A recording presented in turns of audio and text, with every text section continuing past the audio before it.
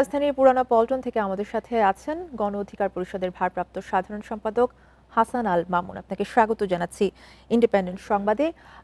যেটি বলতে চাই, হাদি হত্যায় 17 জনের বিরুদ্ধে চার্জশিট দেওয়া হয়েছে, যেটা আমরা জানলাম প্রতিবেদন থেকে, এবং এর মধ্যে মূল আসামি যারা তারাই কিন্তু পলাতক।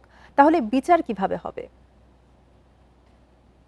ধন্যবাদ আপনাকে। আমি এই কথাটি আগেই বলেছিলাম যে দেশের মানুষেরও একটি সন্দেহ রয়েছে যে প্রশাসনের সহযোগিতায় ওসমান হাদির হত্যাকারীরা তারা দেশ থেকে পালিয়েছে। এটা দেশের অধিকাংশ মানুষ বিশ্বাস করে এবং আজকে যে চার্জশিটটি দিয়েছে এই চার্জশিটটি অনেকাংশেই মানুষ আসলে বিশ্বাস করতে চাচ্ছে না। যদিও আমার কাছে এটি স্পষ্টতই মনে হচ্ছে এটি বিশ্বাসযোগ্য। কারণটা হচ্ছে যুবলীগ নেতা বাপ্পির প্ল্যানিং এ হচ্ছে ওসমান হাদিকে হত্যা করা হয়েছে। এটি একটি প্ল্যানিং হত্যাকাণ্ড ছিল, এটা স্পষ্ট। এবং এই হত্যাকাণ্ড আওয়ামী লীগ ঘটাতে পারে, এটিই বাস্তব। আওয়ামী লীগ ছাড়া এই ধরনের হত্যাকাণ্ড ঘটাবে এটা অন্য কেউ আমি বিশ্বাস করি না এবং অন্য কেউ এটি বিশ্বাস করে না। যে কথাটি বলছিলাম যে ফয়সাল কিভাবে আসলে পালিয়ে গেল, এটি নিয়ে কিন্তু মানুষের আজকে যে পুলিশের পক্ষ থেকে যে বক্তব্যটি এসেছে, যে পুলিশ ধারণা করছেন যে যে ভিডিওটি ফয়সালের এসেছে সেটি ভারতে থেকে দিয়েছেন, দুবাইয়ে নয়। তার মানে এটা আমরা স্পষ্ট হতে পেরেছি যে ফয়সাল ভারতে পালিয়ে গিয়েছে। এখন ভারতে পালিয়ে যদি গিয়ে থাকে ফয়সাল, তাহলে অবভিয়াসলি এই মামলাটির আর কখনো বিচার হবে না। কারণ এই মূল প্ল্যানিং এ যারা ছিল এরা কখনোই আর দেশে ফিরবে না। এই যে তারা দেশে ফিরবে না, ইন্টারপোলের মাধ্যমে একটা প্রসেসিং এর মাধ্যমে তাদেরকে দেশে ফিরিয়ে আনা, যেহেতু তাদের রাজনৈতিক পরিচয় আছে, সুতরাং এটি স্পষ্টতই বলা যায় যে এদেরকে আর আসলে ফেরানো সম্ভব না। যেমন শেখ হাসিনার মামলার রায় হয়েছে, আসাদুজ্জামান কামালের মামলার রায় হয়েছে, কিন্তু তাদেরকে ভারত দিবে কিনা কিংবা ইন্টারপোলের মাধ্যমে আসলে তাদেরকে ফিরিয়ে আনা সম্ভব কিনা, এখানে অনেক প্রশ্ন রয়ে যায়। আক্ষেপের বিষয় হচ্ছে যে আসলে উসমান হাদিকে দিন দুপুরে এভাবে গুলি করে হত্যা করা হলো, তার কিন্তু মানে যারা হত্যাকারী তাদেরকে কিন্তু গ্রেপ্তারও করা হয় নাই বা গ্রেপ্তার করা যায়নি এবং তাদের বিচারও হবে না বলে আমার মনে হচ্ছে। আপনি যেটা বলছেন যে যারা মূল হত্যাকারী বা আসামি তাদের বিচার আসলে হবে না, সম্ভব না, কিন্তু ইনকিলাব মঞ্চ বা প্রতিবাদকারী যারা প্রতিনিয়তই প্রতিবাদ করে যাচ্ছে, তারা কি চার্জশিটেই সন্তুষ্ট থাকবে? না, চার্জশিটে আপনি এখানে একটা প্রসেস আছে। তারা চার্জশিটটি দিয়েছে, সেখানে পুলিশের পক্ষ থেকে তদন্ত করে যে বিষয়গুলো সামনে এসেছে পুলিশ সেগুলো উপস্থাপন করেছে। বিষয়টি হলো যে একজন খুনি যদি মানে পালিয়ে গিয়ে থাকে, তাহলে তাকে না ধরে আনা পর্যন্ত তো বিচার কার্যক্রম আপনি এটাকে সমাপ্ত করতে পারছেন না।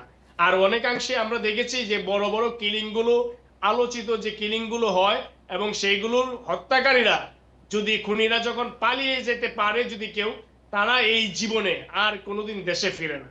এটাই কিন্তু বাস্তবতা বিভিন্ন দেশে। এখন ইনকিলাব মঞ্চ দাবি করছে, হয়তো সরকারকে চাপ দিচ্ছে, কিন্তু আলটিমেটলি যদি প্রকৃত অপরাধীদেরকে গ্রেপ্তার করতে না পারে পুলিশ প্রশাসন কিংবা ইন্টারপোলের মাধ্যমে, তাহলে হাদি হত্যার বিচার হবে না। এটা একদম পরিষ্কার। এবং যেটা আপনি কিছুক্ষণ আগে বলছিলেন যে আমরা সবাই দেখেছি যে দিনে দুপুরে কিভাবে ওসমান হাদিকে হত্যা করা হয়েছে। আইন শৃঙ্খলার যে পরিস্থিতি এখন, তাতে নির্বাচনের আগে নতুন কোনো সংকট হবে কিনা, কি মনে করেন? জি, আমি শুরু থেকেই বলে আসছি এই 5ই আগস্টের পরবর্তী সময়ে বাংলাদেশের সবচেয়ে বেশি যে ক্ষতিটি হয়েছে বা এই বিগত সরকারের সবচেয়ে বড় যে ব্যর্থতা, সেটি হচ্ছে আইন শৃঙ্খলার অবনতি। এটি কিন্তু আসলে কোনোভাবেই ওভারকাম করতে পারেনি এই বর্তমান সরকার, এটি ওভারকাম করতে পারেনি। আমরা দেখেছি যে আপনার চট্টগ্রামে বিএনপির একজন প্রার্থীকে কিন্তু হত্যার হুমকি দেওয়া হয়েছে। পাশাপাশি বিভিন্ন জায়গায় কিন্তু হামলা হচ্ছে। এখন তো প্রচারণা এখনো শুরু হয়নি নির্বাচনের। যখন প্রচারণা শুরু হবে, প্রত্যেক প্রার্থী যখন নির্বাচনের প্রচারণায় নেমে যাবে, তখন আমার মনে হচ্ছে যে একটি সংঘাত তৈরি হইতে পারে। সেই জায়গা থেকে আমি সবসময় সন্দেহ, হ্যাঁ সেই জায়গাটা আছে যে সংঘাতটি, যে পারস্পরিক দ্বন্দ্ব, সেটি আসলে পুলিশ কন্ট্রোল করতে পারবে বলে আমার মনে হয় না।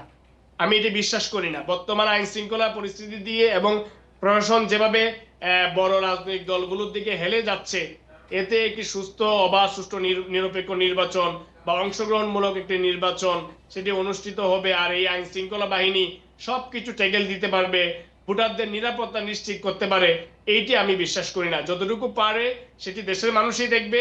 আমি চাই বর্তমান যে আইন শৃঙ্খলা পরিস্থিতি আছে এটির উন্নতি ঘটুক এবং এই দেশের মানুষের নিরাপত্তা নিশ্চিত হোক। আমি দেখেছি শরীয়তপুরে গত 3 দিন আগে একটি ঘটনা ঘটেছে। একজন হিন্দু লোক, তিনি ফ্লেক্সিলোডের ব্যবসা করতেন, বিকাশের ব্যবসা করতেন। তিনি বাড়িতে যেতেছিলেন, তাকে সেখানে তার গায়ে আগুন দিয়ে তার কাছ থেকে টাকাগুলো নিয়ে নেওয়া হলো।